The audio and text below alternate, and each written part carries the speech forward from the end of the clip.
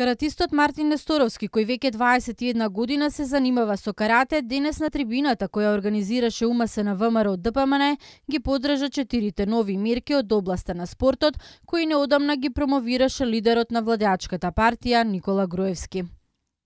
Овие мерки, интерно ние меѓу на спортистите заедно со спортските работници, претседатели на федерации, во еден интерен муавет после презентација на овие мерки, сите го дефиниравме ова како револуција во спортот.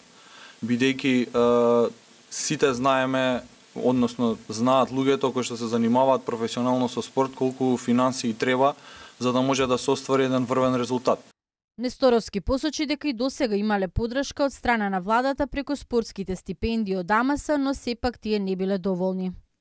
Со овие мерки мислам дека ќе се направи еден огромен чекор во македонскиот спорт, каде што ќе може ние спортистите да дадеме уште поголем придонес и да може да ја представуваме Македонија во најдобро светло.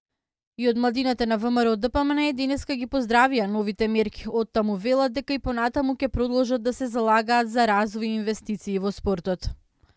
Унијата на ВМРО ДПМН и понатаму ќе се залага за инвестиции во спортот, бидејќи унапредувањето на спортот, негувањето на неговите вредности, инвестициите во инфраструктурата и пред се поддршката на младите спортисти останува главен приоритет на УМС на ВМРО ДПМН.